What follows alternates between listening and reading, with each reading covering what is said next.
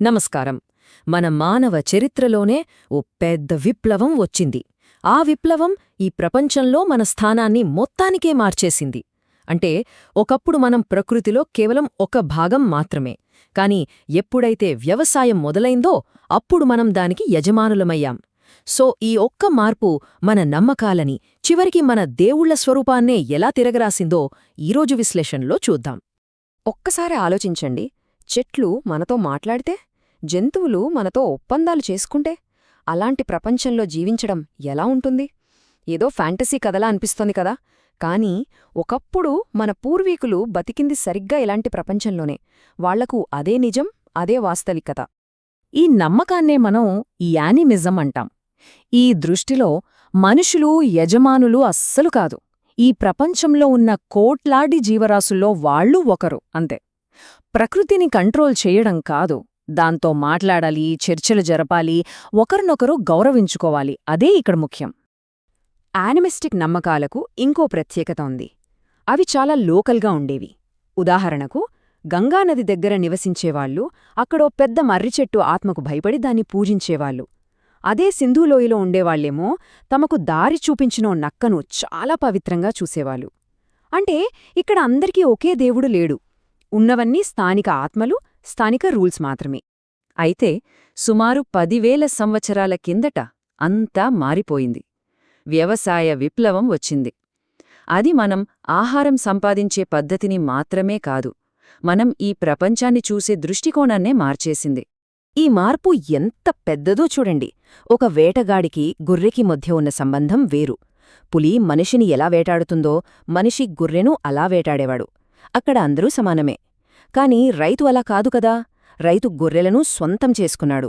వాటిని ఒక కంచెలో బంధించాడు, వాటిని పెంచాడు, వాటిని కంట్రోల్ చేశాడు. అంటే ఇప్పుడు గొర్రెలు జీవులు కాదు, అవి కేవలం ఆస్తి. ఇది చాలా లోతైన మార్పు.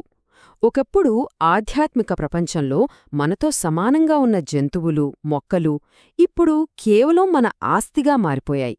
వాటికి ఉన్న గొంతు పోయింది, వాటి విలువ తగ్గిపోయింది. అయితే సరిగ్గా ఇక్కడే ఒక పెద్ద సమస్య వచ్చింది. దేన్నైనా మనం సొంతం చేసుకున్నప్పుడు దానిపై పూర్తి కంట్రోల్ ఉండాలని అనుకుంటాం. అది చాలా సహజం. కాని రైతులకు అది సాధ్యం కాలేదు. నిజమే, రైతులు వాళ్ల పొలాలను, పశువులను స్వంతం చేసుకున్నారు. కాని అసలైన ప్రకృతి శక్తులను వాళ్లు కంట్రోల్ చెయ్యలేకపోయారు. వర్షమెప్పుడొస్తోందో, రోగాలెప్పుడు దడిచేస్తాయో వాళ్ల చేతుల్లో లేదు.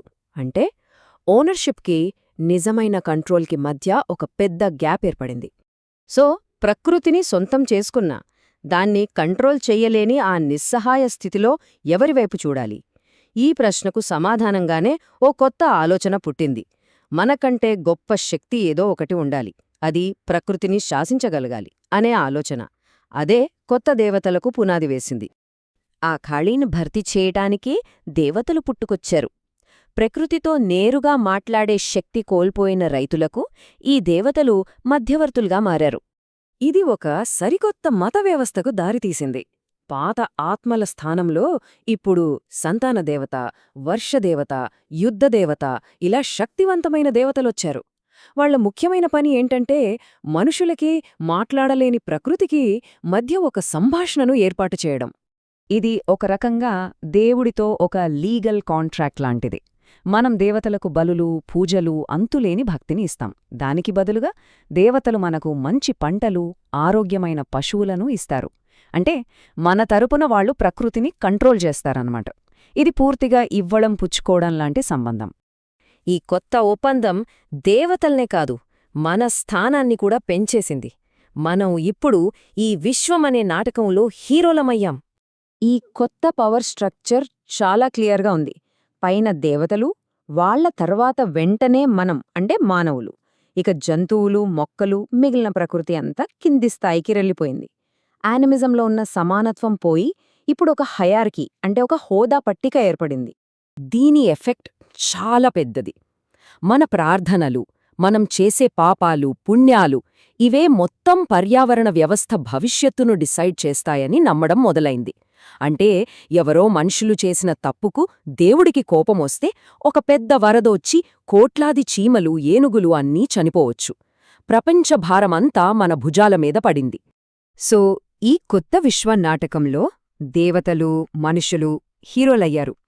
ఇక పాత యానిమిస్ట్ ప్రపంచంలోని ఆత్మలు దెయ్యాలు సైడ్ క్యారెక్టర్లుగా మారిపోయాయి. మరి జంతువులు మొక్కలు నదులు పర్వతాలు అవన్నీ మాట్లాడని సైలెంట్ బ్యాక్గ్రౌండ్, ఒక స్టేజ్ డెకరేషన్లా మిగిలిపోయాయి. వ్యవసాయ విప్లవం మనల్ని ప్రకృతి నుంచి వేరుచేసి ఈ విశ్వం మధ్యలో నిలబెట్టింది. మనం కథానాయకులమయ్యాం. కాని వేల ఏళ్ల తర్వాత ఈరోజు కూడా మనం అదే పాత్రలో ఉన్నామా, లేక మనం కూడా ఆ సైలెంట్ బ్యాక్గ్రౌండ్లో ఒక భాగం మాత్రమే అని మళ్ళీ తెలుసుకుంటున్నామా? ఇది మనం ఆలోచించాల్సిన విషయం.